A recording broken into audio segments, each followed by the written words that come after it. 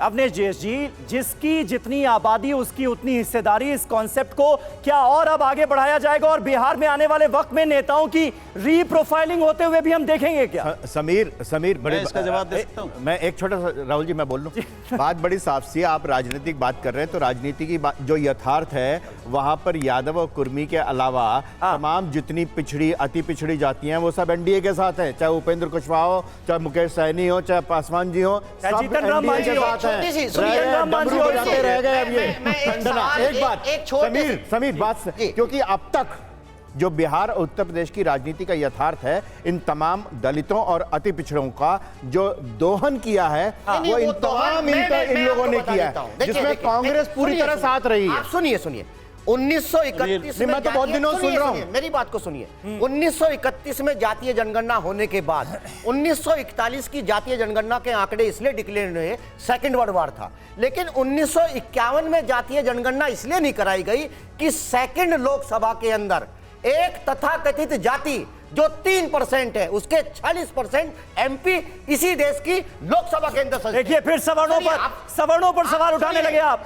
कल आपको पता है आंकड़े जब सामने आए, एक मिनट सतीश जी, कल जब आंकड़े सामने आए कई सवर्ण नेताओं ने ये कहा कि देखिए हम तो अल्पसंख्यक हो गए जी, हम तो अल्पसंख्यक हो गए, यादव 14% है। सुनिए, अगर कोई सामाजिक रूप से पिछड़ा व्यक्ति अपने अधिकारों की बात करता है, अपनी हिस्सेदारी की बात करता है, इसको आप जातिवाद मत मानिए। ये भारत का दुर्भाग्य है कि भारत में जाति की तख्ती गले में डाल करके आप जातिवाद को कोस सकते हैं। अरे जाति छोड़िए ना। अनामिका जी, ये जातिवाद कौन बढ़ा रहा है फिर?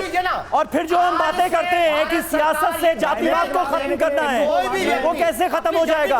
अनामिका जी एक मिनट, अरे भाई हो गया सतीश जी, एक मिनट। अनामिका जी, समाजवाद का नकाब लगाए हुए उत्तर प्रदेश की बात हो या बिहार की बात हो, और समाजवाद और पिछड़े के नाम पर अपने परिवार को आरक्षण। आप समाजवादी नहीं है क्या? आप समाजवादी विचारधारा नहीं? आप बोलने दीजिए ना उनको, वो सबको सुन रही थी। क्या वो सोशल पैटर्न को नहीं मानती क्या? अरे सुनने तो दीजिए, बार इंटरप्ट मत करिए, एक आदमी को बात पूरी करने दीजिए। बोलिए। मैं आपको शांत थी ना जी। समाजवाद का नकाब लगाए हुए परिवारवाद को, मैं नहीं कह रही हूँ, ऐसा आंकड़े कह रहे हैं कि जब महिला आरक्षण की बात हो तो अपनी पत्नी को मुख्यमंत्री बनाया जाता है, राज्यसभा में बेटी को भेजा जाता है। और मैं पूछना चाहती हूँ इस मंच से कि पिछड़ों का कितना उद्धार, यादव, मैं जाति विशेष का उल्लेख नहीं करना चाहती, फिर भी पूछना चाहती हूँ, यादवों का कितना विकास, कितना उद्धार अपने परिवार के अलावा बिहार के परिवार ने किया या उत्तर प्रदेश के परिवार ने किया? और किसी भी शैक्षणिक, आर्थिक, अजय जी मुझे बोलने दीजिए, शैक्षणिक, मैं काफी देर से सबको सुन रही हूँ, शैक्षणिक, आर्थिक या सामाजिक रूप से पिछड़े लोगों की उन्नति करने के लिए जाति की बात करने की आवश्यकता नहीं है। कुछ मापदंड है, वैज्ञानिक तरीके, आप उनसे उस पर बात कर सकते हैं, उनकी उन्नति कर सकते हैं। ठीक है, लेकिन यही तो दलील उधर से दी जाती है ना कि जब तक आंकड़े नहीं पता होंगे तब तक उनके उद्धार की योजनाएं कैसे बनेंगी, तब तक नीतियां कैसे बनेंगी। इस पर मैं आता हूं अजय जी, लेकिन आइए आपको दिखाते हैं, जरा कुछ ग्राफिक्स दिखाते हैं जी।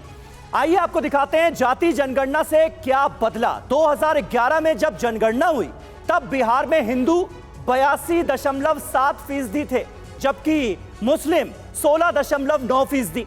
और अब जब 2023 में जातिगत जनगणना जो सामने आई है उसमें हिंदू घट गए 81.99% और मुसलमान बढ़ गए 17.70%। यानी कि हिंदू जहां 0.8% घटे, वहां मुसलमानों की आबादी बिहार में 0.8% बढ़ी है। अजय जी, ये जो आंकड़े सामने आए हैं, बातें तो यही हो रही हैं कि इसके आधार पर नीतियां बनेंगी, पॉलिसीज बनेंगी, सरकार की नीयत में वो रिफ्लेक्शन नजर आएगा।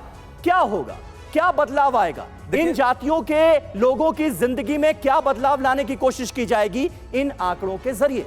देखिए, दो चीजें हैं। जैसे ओबीसी के बारे में आपने बताया 11% उनकी जो है जनसंख्या बढ़ी है, उसी तरह यदि किसी मुस्लिम समाज के अंदर भी बहुत सारे ओबीसी की कैटेगरीज हैं जिनका ऑलरेडी लिस्ट आया है, वो भी उस समाज के अंतर्गत है। मैं मानता हूं कि जो ओबीसी और अति पिछड़ा जो है, यदि उनके डाटा और आंकड़ा आपके पास आ गया है, तार्किक आंकड़ा आ गया है, तो साइंटिफिक उसका एनालिसिस करके और जो सरकार की योजनाएं हैं उनके हिसाब से उनको लाभ मिलेगा। और अच्छी बात है, जो बिचौलिया खा रहे हैं देश में, वो बिचौलिया नहीं खाएं, जो ईमानदार जिनको मिलना चाहिए उनको लाभ मिले।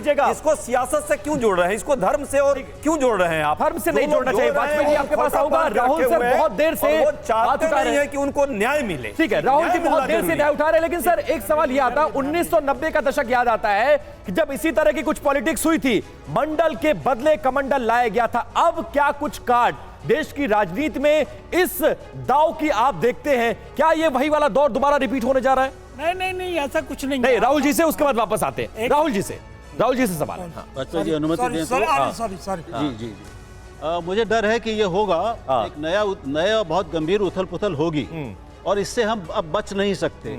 अब ये मांग कि सभी जातियों का भारत का यानी भारत के पूरे समाज के जो विभाजन है, वर्गीकरण है, उसमें सही तथ्य लोगों के सामने, पूरे देश के सामने आना चाहिए। ये एक न्यायपूर्ण मांग है और इसको पूरा होना चाहिए। अब जो कुछ भी होगा इसके बाद ही होगा। मैं एक उसमें सबके लिए सोचने के लिए एक दो चीजें और डालना चाहता हूँ इस पूरे विमर्श में, जिन पर ध्यान रखना बहुत जरूरी है।